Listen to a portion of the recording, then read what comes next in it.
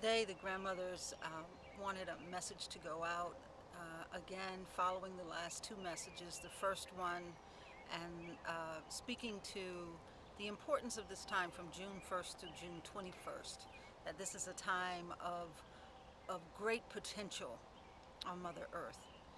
The other message was that in one of our sessions the other night, the grandmothers gave us a mantra or a prayer, and that is, if you can love enough and trust enough and let go enough, that God can work miracles in you and through you.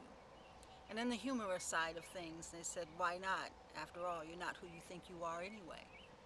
What the messages combine attempt to tell us is that this is a time now where we've been talking about, we've all been in various ways studying and learning, thinking of what could happen if humanity could evolve. What does that really mean? And so today the grandmothers want to say that, you know, this is truly the moment. And while there are lots of things that can be expressing in our lives that appear to be negative or difficult or challenging or even chaotic, that in fact that is more the illusion than the things that are trying to break through. The challenge for us all right now is where we place our attention, what we give energy to. And if we place our attention on those things that are causing us to what we might say suffer or feel bad or to be challenged, we only accentuate that, because where we need to place our energy now is the potential openings that can happen. So this is a time to dream the dreams of your future, to dream the dreams of your possibility, and to apply to those dreams in action or with action what it takes now to manifest. Not thinking of limitation, because that's the old mindset. Well, what if, and why not, and why should it happen, or who's going to care? That's not the time now. The time is to say, this has to be done because it's essential, it's crucial, not only to my evolution, but to the evolution of my family, to the evolution of my community, the nation, and the world.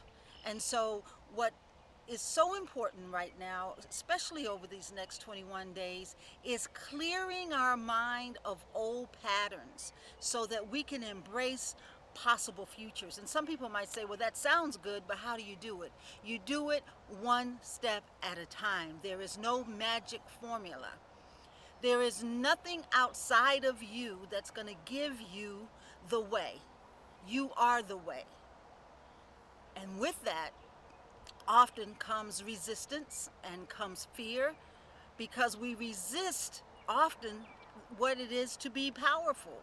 We resist our own potential for greatness. And so what we do then is slip back into old patterns. And I think as Marianne Williamson wrote and Nelson Mandela said, who are we not to be great? And this is the moment.